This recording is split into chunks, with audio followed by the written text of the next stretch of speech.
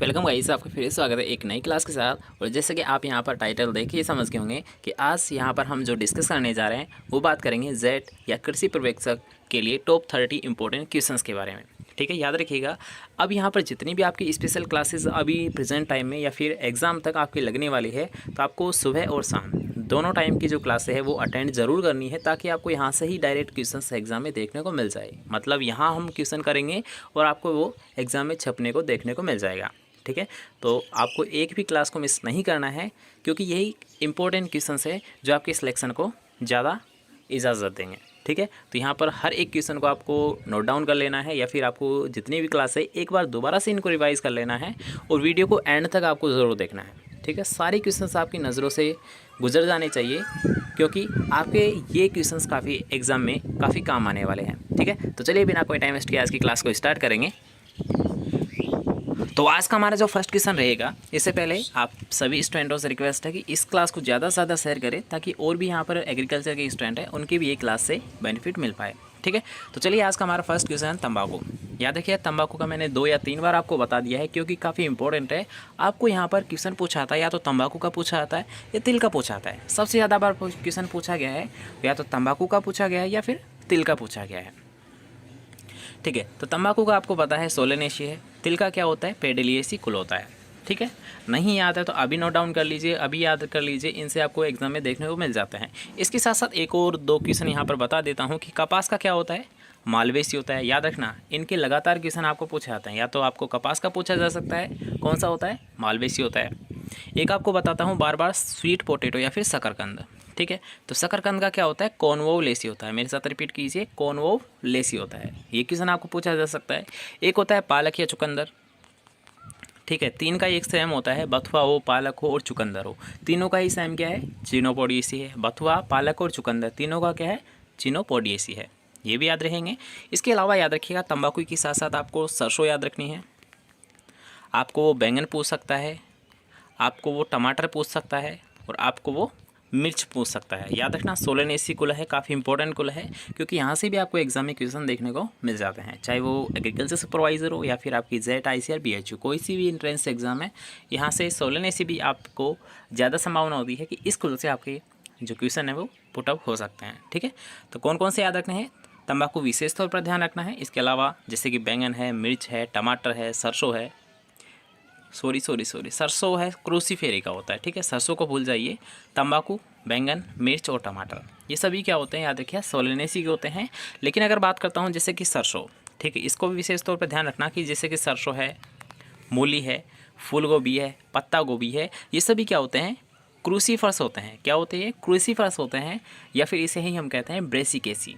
क्या कहते हैं क्रूसीफर्स या ब्रेसिकर्स, इसका परिवार होता है, इसका कुल होता है। किस किस का सरसों, मूली, पत्ता गोभी और फूल गोभी। क्लियर, आपके याद रखिएगा, कुल से संबंधित जितने भी क्वेश्चंस थे वो आपके यहाँ पर क्लियर हो चुके हैं। ठीक है, तो चलते हैं नेक्स्ट क्वेश्चन की ओर, जो कि एक वेरी वेरी इंपॉर्टेंट क्वेश्चन है। इसे भी आप नोट डाउन ज़रूर कर ले, जिसे हम बोलते हैं TZ टेस्ट, टेट्राजोलियम टेस्ट। अब ये किसके लिए किया जाता है, ये क्वेश्चन आपको कई बार पूछा गया है। तो याद रखिएगा, टेट्राजोलियम टेस्ट वही होता है जिसमें हम क्या करते हैं, याद रखिए, कुछ बीजों को क्या करते हैं इसके घोल में, इसका जो सॉल्यूशन होता है टेट्राजोलियम का, इसमें क्या कर देते हैं डिप कर देते हैं। अब इसमें क्या होता है, कुछ बीज ऊपर आ जाते हैं, कुछ बीज नीचे रह जाते हैं। तो इससे हमें आकलन क्या होता है, इससे हमें क्या पता चलता है, तो इसे हमें पता चलता है, याद रखिएगा, कि कौन से बीज में अंकुरण हो जाएगा और कौन से ऐसे बीज है जिनमें अंकुरण नहीं हो पाएगा। मतलब क्या हम टेस्ट कर रहे हैं उनकी विएबिलिटी, मतलब जीवन क्षमता। ठीक है, टेट्राजोलियम जो टेस्ट है, TZ जो टेस्ट है, याद रखिएगा, इससे हम क्या करते हैं जीवन क्षमता ज्ञात करते हैं, किसकी बीज की।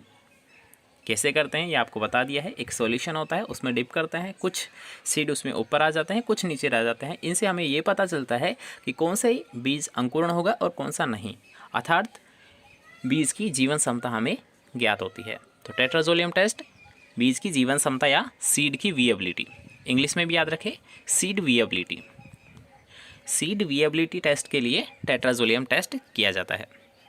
ओके, याद रहेगा। चलिए नेक्स्ट क्वेश्चन की यहाँ पर बात करेंगे, काफ़ी इंपॉर्टेंट क्वेश्चन है कि कौन सी शर्करा अविघटनकारी है या फिर नॉन रिड्यूसिंग शुगर कौन सी है। तो वो होती है, याद रखिए, सुक्रोज होती है। कौन सी होती है, सुक्रोज होती है। इसमें आपको बस डायरेक्ट याद रखना है, समझने वाली कोई बात है नहीं। नॉन रिड्यूसिंग शुगर कौन सी होती है? सुक्रोज होती है। सबसे प्रभावी खरपतवार नियंत्रण उपचार कौन सा होता है? ठीक है, तो यहाँ पर याद रखिएगा सबसे इफेक्टिव, सबसे ज़्यादा जो प्रभाव दिखाता है खरपतवारों पर वो कौन सा होता है? IPM होता है। IPM मतलब इंटीग्रेटेड पेस्ट मैनेजमेंट, या फिर आप बोल सकते हो समेकित कीट प्रबंधन। अब शॉर्ट में आपको यहाँ पर बताता हूँ कि है क्या, आखिर इसमें करते क्या है। तो याद रखिएगा, जैसे कि आपने पढ़ा होगा, एक तो हम यांत्रिक नियंत्रण भी करते हैं, ठीक है, कृषि नियंत्रण भी करते हैं, या फिर रासायनिक नियंत्रण भी हम करते हैं, ठीक है, एक करते हैं हम जैविक नियंत्रण करते हैं। तो याद रखिएगा ये जो जितने भी जो नियंत्रण की विधियाँ है इन सभी का ही एक रूप है, वो कौन सा होता है? याद रखिएगा IPM। इन सभी का ही मिला जुला एक रूप है, और वो कौन सा है? IPM, इंटीग्रेटेड पेस्ट मैनेजमेंट, या फिर आप बोल सकते हो समेकित कीट प्रबंधन, ठीक है। तो इसमें क्या करते हैं, सभी का मिला जुला रूप है, इसलिए ये सबसे ज़्यादा इफेक्टिव होता है। कौन सा? IPM, समेकित कीट प्रबंधन। अभी क्लियर होता है? सबसे ज़्यादा जो खरपतवार पर अपना जो प्रभाव दर्शाता है, सबसे ज़्यादा इफेक्टिव होता है, वो कौन सा होता है? IPM होता है, समेकित कीट प्रबंधन होता है। क्लियर? चलते हैं नेक्स्ट क्वेश्चन की ओर। अब यहाँ पर आपको क्वेश्चन पूछा गया कि बैंगन में लिटिल लीफ रोग है, ये किसके कारण होता है? तो अगर आपने जितने भी ओल्ड पेपर उठाए होंगे, याद रखिएगा लगभग ये क्वेश्चन आपको देखने को मिला होगा कि बैंगन में छोटी पत्ती या लिटिल लीफ रोग है, ये किसके कारण होता है? तो ये होता है माइकोप्लाज्मा या फिर MLO, ठीक है। MLO का मतलब होता है माइकोप्लाज्मा लाइक ऑर्गेनिज्म, ठीक है, इसको भी याद रखें। MLO आपको ऑप्शन में देखने को मिल सकता है, तो इसको भी आपको ध्यान रखना है, या फिर माइकोप्लाज्मा आपको ऑप्शन में देखने को मिल जाता है, ठीक है। अब इसे याद रखें, मुख्यतः 2 रोग होते हैं, एक तो आपको यहाँ पर देखने को मिल ही रहा है, इसके साथ साथ एक और याद रखना, तिल का फाइलोडी रोग, तिल का फाइलोडी रोग, फाइलोडी रोग, ठीक है। इसका विशेष तौर पर ध्यान रखना, आपको ये 2 टाइप से क्वेश्चन पूछा जाता है कि फाइलोडी रोग होता किस में है, तो याद रखना तिल में होता है। किस में होता है? तिल में होता है। और अगर आपको पूछा जाए किससे होता है, तो ये भी माइकोप्लाज्मा के द्वारा ही होता है।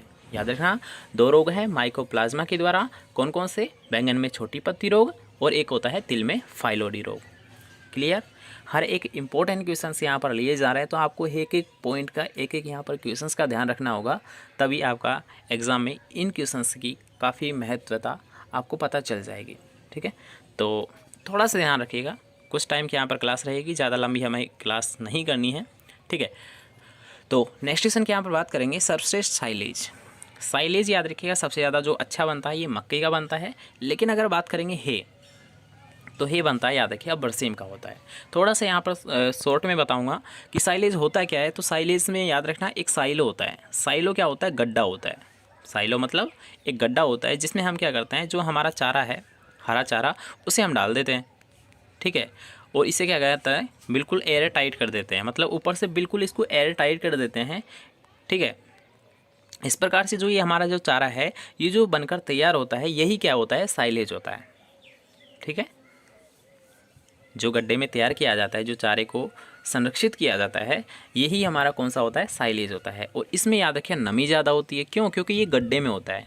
और अगर बात करूँगा जैसे कि हे, तो हे को हम क्या करते हैं, केवल जैसे कि मान लीजिए कोई छायादार स्थान है, वहाँ पर सीधा ही हम डाल देते हैं। कोई हरा चारा है तो उसे हम सीधा क्या करेंगे, कोई छायादार फर्श है वहाँ पर डाल देते हैं, ठीक है।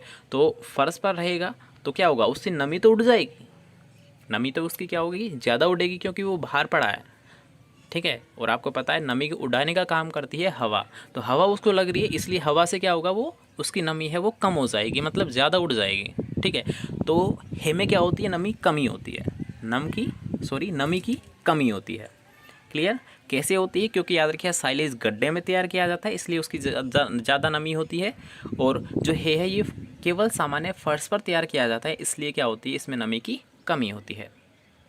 अब भूलोगे ना इस चीज़ को, तो याद रखना साइलेज में जो नमी होती है, यहाँ पर 2 क्वेश्चन आपके एक साथ हो जाएंगे कि साइलेज में जो नमी होती है 65 से 70% होती है, लेकिन अगर बात करेंगे जैसे कि हे, तो हे में केवल 15 से 20% ही नमी की मात्रा पाई जाती है। क्लियर? चारों क्वेश्चन आपके एक साथ क्लियर हो चुके हैं, आई थिंक आपको समझ आ गया होगा, ठीक है। एक बार दोबारा से रिपीट करूँगा कि सर्वश्रेष्ठ जो साइलेज है सबसे अच्छा बनता है ये मक्के का बनता है, लेकिन अगर बात करूँगा हे, तो हे सबसे अच्छा बरसीम का बनता है। हे में नमी है वो कम होती है। क्यों? क्योंकि ये सामान्य फर्श पर सुखाया जाता है, इसलिए इसमें 15 से 20% होती है। और जो साइलेज है इसमें नमी की मात्रा ज़्यादा होती है। क्यों? क्योंकि ये गड्ढे में तैयार किया जाता है। क्लियर? चलिए, और इसके साथ साथ एक क्वेश्चन यहाँ पर और है कि हे और साइलेज है क्या। ये क्वेश्चन भी पूछा गया है कई बार। आपको सीधा पूछा जाता है कि हे और साइलेज है क्या, या फिर डायरेक्ट आपको पूछ सकता है हे क्या है। तो हे होता है, याद रखिएगा, चारे को संरक्षित करने की एक विधि। चारे को संरक्षित करने की एक विधि होती है। ठीक है, तो संरक्षित चारा विधि क्या है? हे और साइलेज है। ठीक है, नेक्स्ट क्वेश्चन की यहाँ पर बात करेंगे कि किस फसल में लवणता के प्रति अधिकतम सहिष्णुता होती है। तो याद रखना, ऑप्शंस के अकॉर्डिंग आपको ध्यान रखना है कि सबसे ज़्यादा चुकंदर की होती है, चुकंदर से कम जौ की होती है। लवण के प्रति जो सहिष्णु होते हैं वो कौन कौन सी फसलें हैं? सबसे ज़्यादा चुकंदर होती है और चुकंदर से कम जौ होती है। जो आपको ऑप्शन में मिल जाए वही आपका राइट आंसर है। विशेष तौर पर ध्यान रखना है इसका भी। नेक्स्ट क्वेश्चन है काली मिट्टी। तो काली को उसके नाम से स्पष्ट हो जाता है, जो काली मिट्टी है सबसे ज़्यादा उपयोगी है, सबसे श्रेष्ठतम अगर बात करेंगे किस फसल के लिए होती है तो काली मिट्टी कपास के लिए है। काली मिट्टी कपास के लिए है। और काली मिट्टी की ही क्या होती है? सबसे ज़्यादा जल धारण क्षमता होती है। जल को रोके रखने की जो क्षमता होती है वो काली मिट्टी की ही सबसे ज़्यादा होती है। ठीक है, इसके अलावा बात करेंगे लाल मिट्टी किस फसल के लिए उपयोगी होती है? तो मक्का फसल के लिए होती है। दोमट मिट्टी है, याद रखिएगा, ग्राउंडनट या मूंगफली के लिए होती है। ओके, और यहाँ पर याद रखना कि मूंगफली में जो एक हानिकारक पदार्थ होता है वो कौन सा होता है, या फिर आपको डायरेक्ट पूछा जाता है कि एफ्लाटॉक्सिन क्या है। एफ्लाटॉक्सिन क्या है? तो एफ्लाटॉक्सिन याद रखिएगा मूंगफली में पाए जाने वाला एक हानिकारक पदार्थ है। क्या है? हानिकारक पदार्थ है। ठीक है, इसका भी विशेष तौर पर ध्यान रखना है। ये क्वेश्चन आपको सीधा पूछा जाता है। ठीक है, चलते हैं नेक्स्ट क्वेश्चन की ओर। अब यहाँ पर आपको पूछा गया है भेड़ से संबंधित। तो याद रखिएगा कि भेड़ से सबसे जो टालेस्ट ब्रीड है, सबसे ऊंची जो नस्ल है वो कौन सी है? याद रखिए, ये क्वेश्चन अभी आपको जो पीजीटी की जो एग्ज़ाम हुई है उसमें भी ये क्वेश्चन पूछा गया है, और ये आईसीआर में भी पूछा जाता है, कई बार क्वेश्चन पूछा गया है। तो सबसे जो टालेस्ट ब्रीड है वो होती है नेल्लोरी होती है। कौन सी होती है? नेल्लोरी होती है। गाय की सबसे छोटी नस्ल कौन सी होती है, फिर या सबसे बोनी नस्ल कौन सी होती है? तो वो होती है, याद रखिए, वेचूर नस्ल। और वेचूर नस्ल मुख्यतः कहाँ पर देखने को मिलती है? केरल में देखने को मिलती है। इसका विशेष तौर पर ध्यान रखें। नेक्स्ट है, आपको ये दोनों ही इंस्टीट्यूट मैंने पहले भी कराए हैं और दोबारा से देख लीजिए क्योंकि ये काफ़ी इंपॉर्टेंट है कि एनडीआरआई करनाल हरियाणा में स्थित है, जबकि एनडीडीबी आनंद गुजरात में स्थित है। एनडीआरआई मतलब national dairy research institute Karnal Haryana में स्थित है, जबकि NDDB national dairy development board Anand Gujarat में है। एनएचबी गुड़गांव हरियाणा में है। National horticulture board Gurgaon Haryana में स्थित है। इन तीनों को याद रखिएगा, तीनों से आपको एक क्वेश्चन देखने को मिल जाता है। ठीक है, इक्री सेट कहाँ पर है? ये तो आप सभी को ही पता है कि इक्री सेट हैदराबाद में स्थित है, लेकिन अब यहाँ पर आपको इसकी फुल फॉर्म भी याद रखनी होगी क्योंकि फुल फॉर्म भी आपको पूछी जा सकती है। ठीक है, तो इसकी फुल फॉर्म होती है international crop research institute of semi arid tropics. International crop research institute of semi arid tropics इसकी फुल फॉर्म होती है। नेक्स्ट क्वेश्चन की यहाँ पर बात करेंगे कि सिरोही किसकी नस्ल है? तो सिरोही याद रखिएगा बकरी की नस्ल होती है, जबकि रामपुर बुसायर किसकी नस्ल होती है? भेड़ की नस्ल होती है। सिरोही किसकी नस्ल है? बकरी की है। रामपुर बुसायर किसकी नस्ल है? भेड़ की नस्ल है। लेकिन यहाँ पर याद रखिएगा बकरी से जब भी बात की जाए तो बकरी का एक और क्वेश्चन पूछा जाता है कि इसकी सबसे बड़ी नस्ल कौन सी है? तो सबसे बड़ी याद रखिएगा जमुनापारी है। जमुनापारी है। ठीक है, जमुनापारी जो नस्ल है ये सबसे बड़ी मानी जाती है बकरी की नस्ल। नेक्स्ट क्वेश्चन की यहाँ पर बात करेंगे कि पशुओं में मिल्क फीवर या दुग्ध ज्वर जो रोग होता है ये किसकी कमी से होता है, या फिर कौन सा ऐसा तत्व है जिसकी कमी से ये देखने को मिलता है? तो याद रखिएगा जो रुधिर है, अगर ब्लड में कैल्शियम की कमी हो जाती है तो उससे क्या होता है? याद रखिएगा मिल्क फीवर हो जाता है। पशुओं में मिल्क फीवर या दुग्ध ज्वर जो रोग होता है वो रुधिर में कैल्शियम की कमी से होती है। ठीक है, इसका विशेष तौर पर ध्यान रखिए। और इसके साथ साथ याद रखिएगा इसमें एक और इसकी महत्वपूर्ण विशेषता है कि इसमें क्या होता है, ये है तो ज्वर, मतलब है तो ये फीवर। तो फीवर आपने सामान्य देखा होगा कि इसमें क्या होता है, तापमान बढ़ता है, जो टेम्परेचर होता है बॉडी का टेम्परेचर ये क्या होता है, बढ़ता है। लेकिन एकमात्र ऐसा ये ज्वर है, ऐसा ये फीवर है मिल्क फीवर, जिसमें क्या होता है जो टेम्परेचर ये बढ़ने के बजाय क्या होगा, बल्कि लो होगा, मतलब घटेगा। ठीक है, तो विशेष तौर पर ध्यान रखना है इसका भी कि जो पशुओं में मिल्क फीवर होता है, दुग्ध ज्वर होता है, उसमें क्या होता है पशुओं का शरीर का जो तापमान होता है, बॉडी का टेम्परेचर होता है वो क्या होता है, घटता है। क्या होता है, घटता है। ठीक है। तो कैल्शियम की कमी से होता है और पशुओं का जो बॉडी का टेम्परेचर वो घट जाता है, ठीक है, याद रहेगा। चलिए नेक्स्ट क्वेश्चन की यहाँ पर बात करेंगे कि खीस है क्या। तो खीस क्या होता है, याद रखिए, जैसे कि मान लीजिए कोई मादा पशु है, उसके ब्याने के तत्काल बाद थन का स्राव होता है, या फिर प्रसव के बाद जो कुछ टाइम तक, शुरुआत के कुछ दिनों तक जो दूध देती है उसे ही बोला जाता है, याद रखिए, खीस, जो कि हल्के पीले कलर का होता है, हल्के पीले कलर का होता है। और याद रखिए ये बछड़े के लिए काफ़ी इंपॉर्टेंट होता है। ये क्या होता है, बछड़े के लिए काफ़ी इंपॉर्टेंट होता है, ठीक है, क्योंकि उनमें ये रोग प्रतिरोधक क्षमता को विकसित करता है, ठीक है। जो बछड़े बछड़ियाँ होती है उनके लिए खीस या कोलेस्ट्रम जिसे हम बोलते हैं, तो काफ़ी इंपॉर्टेंट होता है उनके लिए। और ये उनको कितना दिया जाता है, ये भी क्वेश्चन कई बार पूछा गया है कि खीस बछड़े या बछड़ियों को कितना पिलाना चाहिए, उनके शरीर भार का कितना पिलाना चाहिए। तो याद रखिए उनका शरीर भार का 10वां हिस्सा, 1/10%, मतलब उनके शरीर भार का 10वां हिस्सा उन्हें खीस पिलाना चाहिए। क्यों, क्योंकि ये उनमें रोग प्रतिरोधक क्षमता को विकसित करता है, ठीक है।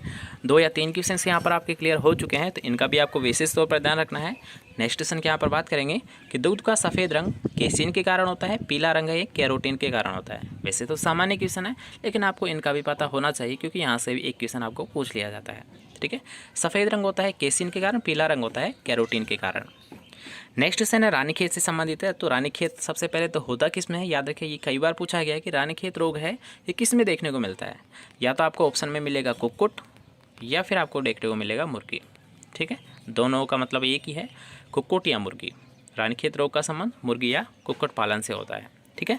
अब अगर बात करेंगे कि रानीखेत रोग को अन्य किस नाम से जाना जाता है, तो इसे जाना जाता है, याद रखिए, न्यूकेसल रोग।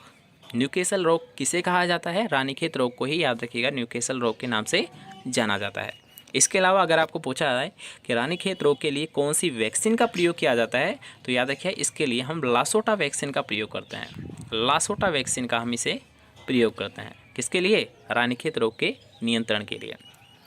नेक्स्ट क्वेश्चन है, काफ़ी इंपॉर्टेंट है और एक कॉमन सा क्वेश्चन है, लगातार आपको ये क्वेश्चन पूछा जाता है कि FMD या फिर खुरपक्का व मुहपक्का रोग है ये किसके द्वारा होता है। तो याद रखिए ये वायरस के द्वारा होता है, या फिर किसके द्वारा ये फैलता है, तो ये विषाणु जनित रोग होता है, मतलब विषाणु के द्वारा ये फैलता है, याद रहेगा।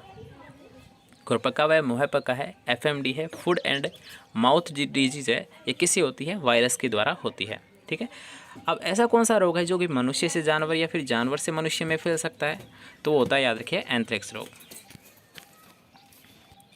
तो ऐसे जो रोग होते हैं, याद रखिए, उनका एग्जाम्पल की अगर बात करूंगा तो जैसे कि एंथ्रेक्स रोग है, जो कि क्या होता है, याद रखिए, मनुष्य से जानवर या जानवर से मनुष्य में फैल सकता है। अब यहाँ पर जो लास्ट का क्वेश्चन है, जूनोसिस डिजीज़ या फिर जूनोसिस रोग क्या होते हैं, तो उसी का एग्जाम्पल याद रखिए ये एंथ्रेक्स है।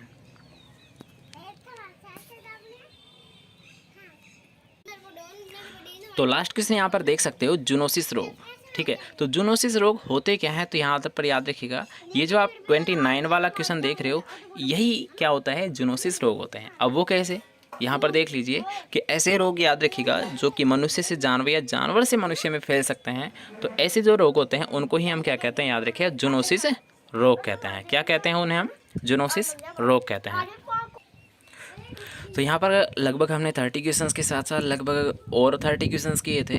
तो अगर आपको वीडियो पसंद आए तो वीडियो को लाइक कर देना, शेयर कर देना, और जितने भी यहाँ पर एग्रीकल्चर स्टूडेंट हैं उनके साथ इस वीडियो को फैला देना, ठीक है। तो चलिए मिलते हैं नेक्स्ट क्लास के साथ, तब तक के लिए अच्छे से पढ़िए, अच्छे से रहिए।